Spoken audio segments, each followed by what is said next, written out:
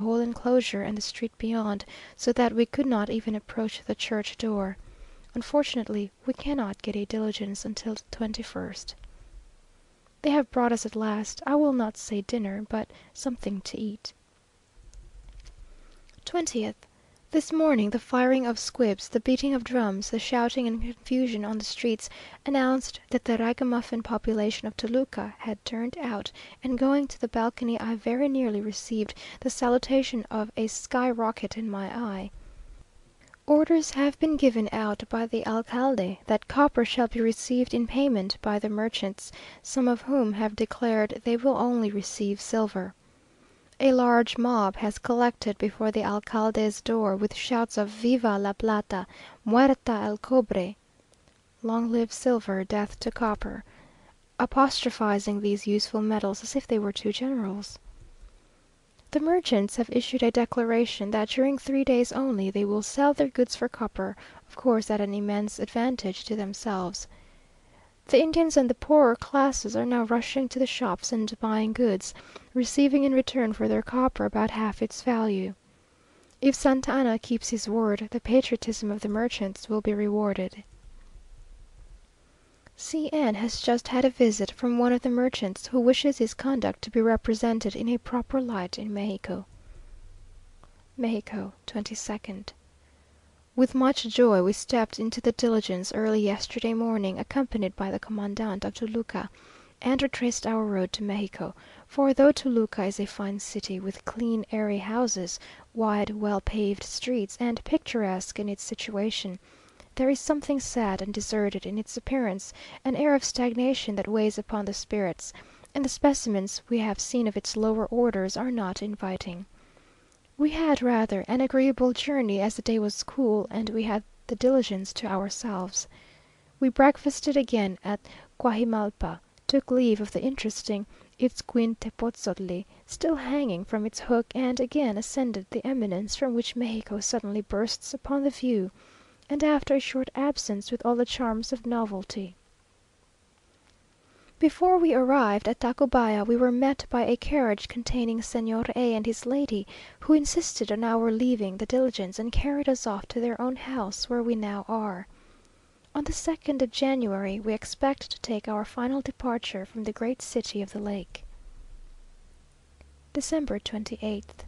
Another old year about to chime in, another Christmas passed away. But during these last few days it has been all in vain to attempt finishing my letter, between making arrangements for our journey, receiving and returning visits, going to the opera, and seeing and revisiting all that we had left unseen or wished to see again before leaving this.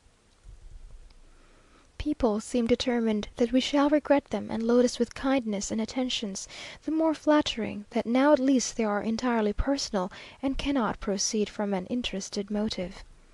We have reason to think them both steady and sincere in their friendship. General Moran has died, universally regretted. He has been embalmed according to the system of Ganal, and his funeral was performed with extraordinary magnificence, the troops out, the foreign ministers and the cabinet following on foot, the former in full uniform, and a great train of carriages reaching along the whole Calle San Francisco, from the church to the square.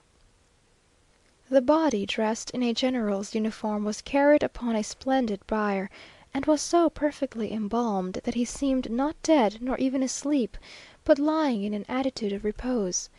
The expense of this operation will, probably, prevent its ever becoming very common, and certainly there are but few cases where it can be advisable to adopt it.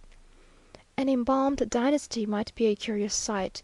To trace the features of a royal line from Charlemagne to Charles X, from Alfred to William IV, would be a strange study. Mary of Scotland and Elizabeth, lying in the repose of death, yet looking as they lived and hated centuries back, might be a curious piece of antiquity. A Hernan Cortes, a Washington, a Columbus, a Napoleon, men whose memory for good or for evil will survive time and change, it would be a strange and wondrous thing if we could look on their features as they were in life. But it is to be trusted that this method of successful wrestling with the earth for what it claims as its due, will not generally prevail. or at the end of a few centuries the embalmed population would scarce leave room for their living and breathing descendants, nor is it an agreeable idea that one might, in a lapse of ages, grace the study of an antiquary, or be preserved amongst the curiosities of a museum. I would stuff birds and beasts, and preserve them in cabinets, but not the remains of immortal man. Dust unto dust, and the eye of faith turned from the perishing remains to the spirit which has gone to the God who gave it. The función performed in the general's honour within the church was as magnificent as ecclesiastic and military splendour could render it. We were in the gallery above. The bier placed on a lofty scaffolding covered with black velvet and lighted with wax tapers was placed near the altar. The music was solemn and impressive. Every respect has been shown to the deceased general by Santa Anna's orders. Excepting the corps diplomatique and the officers, all within the church are in deep mourning.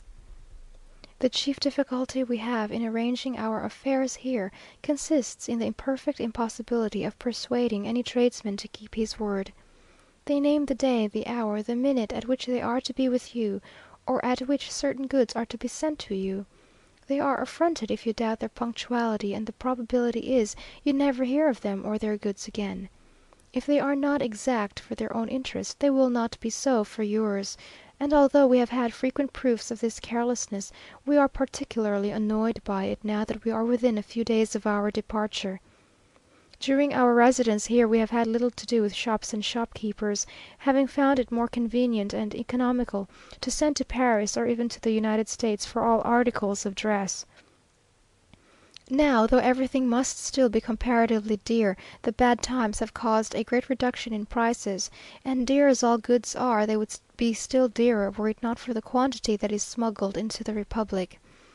There are an amazing number of French shopkeepers, French tailors, hatters, shoemakers, apothecaries, etc., but especially French modistes and perruquiers. The charges of the former are exorbitant, the latter are little employed except by gentlemen. There are also many Spanish shops, some German, and a few English, but I think the French preponderate. We went some time ago to see the Monte Pio, which is under the auspices of Señor Tagle, and it is melancholy enough to see the profusion of fine diamonds and pearls that are displayed in these large halls. After a certain time has elapsed, without their being redeemed, the pledged articles are sold, gold and silver, in whatever form, by the weight, but jewels for their intrinsic value. There is a sale once a week. We were shown privately the jewels of the Virgin de los Remedios, which are very superb. There is a small theatre lately established, called the Theatre of New Mexico, where there is a Spanish company, the same whom we saw 2 years ago in Vera Cruz. They are drawing away various persons from the principal theatre. Their object seems to be to make people laugh, and they succeed. On Christmas Eve we went there to see the Gracioso (Harlequin) in a woman's dress, dance tripili, an old Spanish dance accompanied with singing.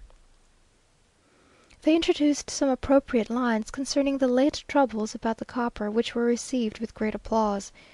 Just as they were concluding the tripili, a young gentleman in the pit, I do not know whether Mexican or Spanish, rose and waving his hand after the manner of a man about to make an address, and requesting attention, kindly favoured the audience with some verses of his own, which were received with great good nature, the actors bowing to him, and the pit applauding him. It seemed to me a curious piece of philanthropy on his part. At midnight we went to the church of Santa Clara to attend what is called the Misa del Gallo, the cock's mass, which is private, only respectable persons being admitted by a private entrance, for midnight mass in Mexico takes place with shut doors, as all nightly reunions are dreaded. Santa Clara being attached to the convent of that name, we remained after mass to see the white-robed sisters receive the sacrament from the hands of a priest, by the small side door that opens from the convent to the church. The church was lighted, but the convent was in darkness, and looking in through the grating we could only distinguish the outline of their kneeling figures enveloped in their white drapery and black veils. I do not think there were a dozen persons in the church besides ourselves. A good deal of interest has been excited here lately about the Texian prisoners taken in the Santa Fe expedition, the first detachment of whom have arrived after a march of nearly 2000 miles.